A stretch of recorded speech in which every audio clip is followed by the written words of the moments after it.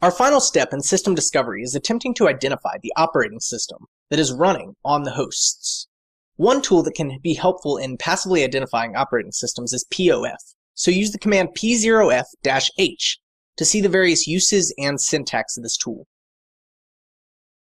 Then for a basic discovery, use p0f-i followed by the interface that you want to perform the operating system discovery on. So in this case, we'll use eth0.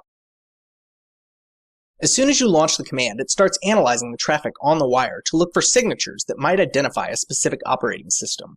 This can be especially effective if you have created a man-in-the-middle scenario between a host and the gateway, but you don't want any more interaction between your system and the target system.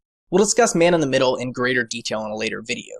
Unfortunately, in most cases, your screen is going to be flooded with a lot of unknown signatures. So to filter out those unknown signatures and focus exclusively on the helpful signatures, use the command p0f-i followed by the interface, and then -u to eliminate the unknown signatures.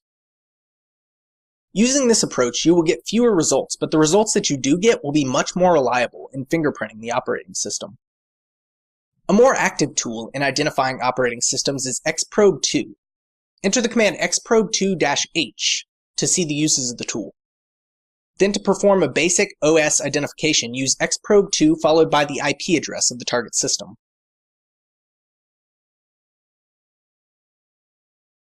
Once completed, it will return a best guess listed under primary guess, and then list other possibilities under other guesses. It also includes a guess probability for each guess listed.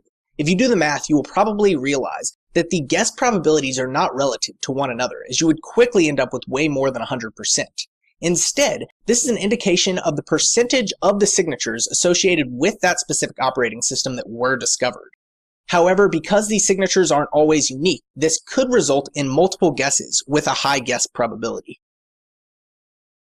nmap also has a function that can be used to identify operating systems on target hosts. Enter the command nmap followed by the IP address or IP range that you want to perform OS identification on, and then -o for operating system identification.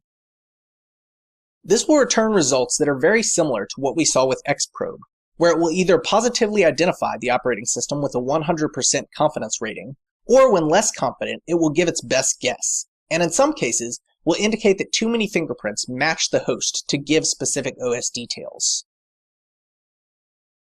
So those are just a few ways that you can perform both passive and active OS identification on a system.